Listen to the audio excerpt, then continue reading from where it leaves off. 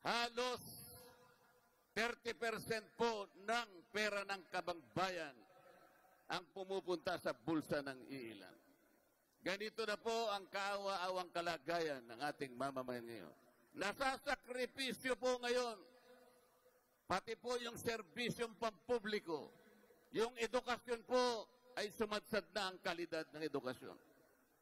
Pati ang ating public safety, pati ang public health ay naharap sa isang napakalaking problema dahil po sa corruption. Ang ginagawa po ngayon ng mga pinuno ng ating bayan, siguro po kayo ay mga witnesses na rin. Kayo pong nakakakita kung anong ginagawa nila. Nagbibigay na lamang sila ng ayuda. 5 klase po ngayon ang ayuda na ibinibigay sa mga kababayan natin.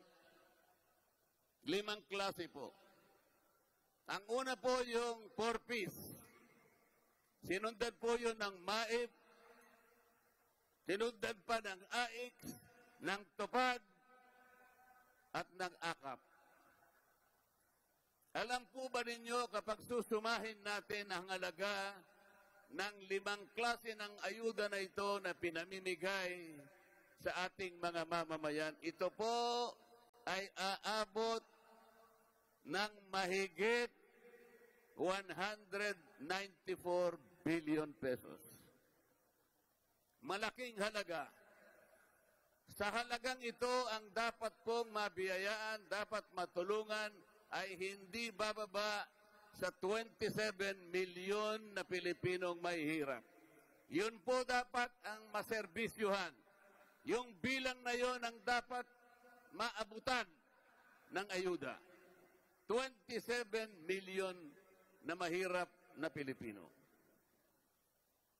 Ilan po kaya sa mga kababayan natin ngayon na nakakatipon ang magsasabing kayo man ay nabigyan ng ayuda? Kayo po ba lahat ay nabigyan ng ayuda? Sa dami po ba ninyong yan ay wala man lang isang nabigyan ng ayuda?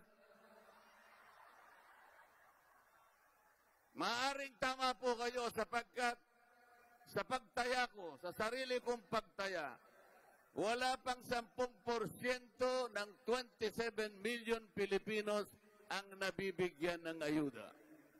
Sapagkat sa aking palagay at sa aking pag-oobserba, pinipili lamang nila ang binibigyan ng ayuda. Yung kakilala nila, yung barkada nila, yung kasama nila sa partido nila, yun ang nabibigyan. Sa mga tweet, hindi po mabisang paraan. Hindi po yung ayuda na yan ang sagot para ibangon ang mahirap na kalagayan ng ating mamamayan. Ang ayuda po sa kanyang natural na kalagayan ay pantulong lang talaga sa mga emergencies. May nasunugan, may nabaha, may nabagyuhan. Kailangan mong tulungan, pero hindi po sa paraan na ito yung ginagamit nila para sa ganon ay masilaw nila kayo na akala mo'y nagseservisyo sila sa inyo. Ang binibigay po nila ay magpapasaya lamang sa inyo sa loob ng isang araw. Kung halimbawa tumatakbong senador, magbibigay sila ng ayuda, magiging masaya lang kayo sa loob ng isang araw. Paano yung napakaraming araw sa loob ng isang taon na iuupo nila bilang senador? Anong magiging kalagayan ninyo? Magkano na po ba ngayon ang isang kilo ng bigas? Hindi ba 20 pesos lang? Meron kasing nangako na ibababa niya sa 20 pesos ang bawat kilo ng bigas. Nangyari po ba yun? Nangyari po? Hindi po nangyari. Magkano po ba ang presyo ng kuryente. Mura o mahal? Ang presyo ng gamot, mura o mahal? Ang pagpapa-hospital, mura o mahal? Alam po ninyo, yun po yung pinoproblema ko nung ako po'y kapapasok lang sa House of Representatives.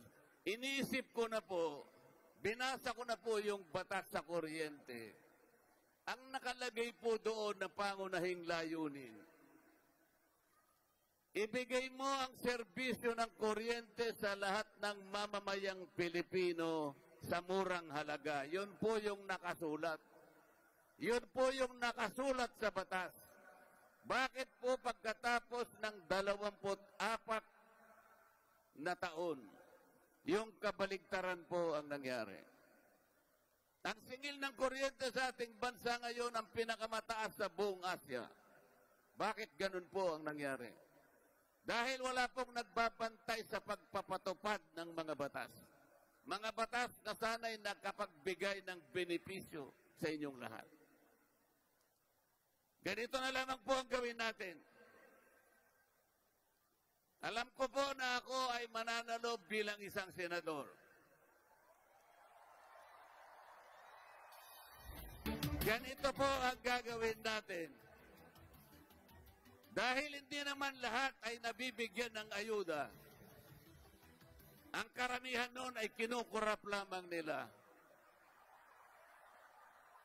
Ang gagawin po natin, lahat po ng pamilya na kumukonsumo ng 2,000 na kuryente pababa, ililibre na po natin yon.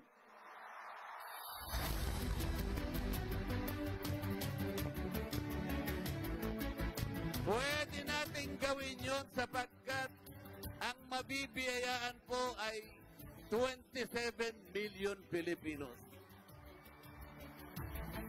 Ibig sabihin, walang lamangan, pare-parehong mabibigyan. Walang korupsyon sapagkat dire-diretso niyong pakikinabangan.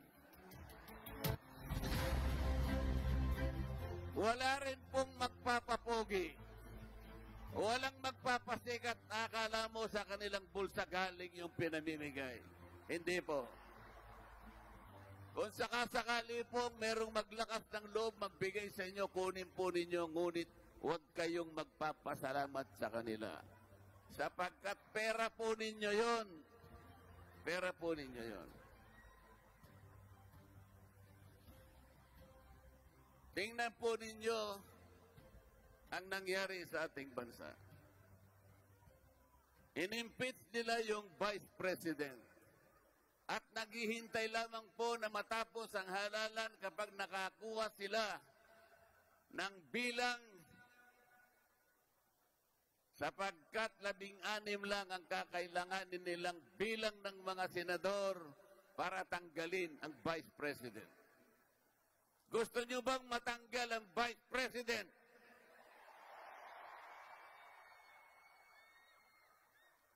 Ako rin po, ayaw kong matanggal ang Vice President. Bisita po natin ngayong gabi si Ms. Hanilet Abansenia. Bisita rin po natin ngayong gabi si Ms. Veronica Kitty Duterte.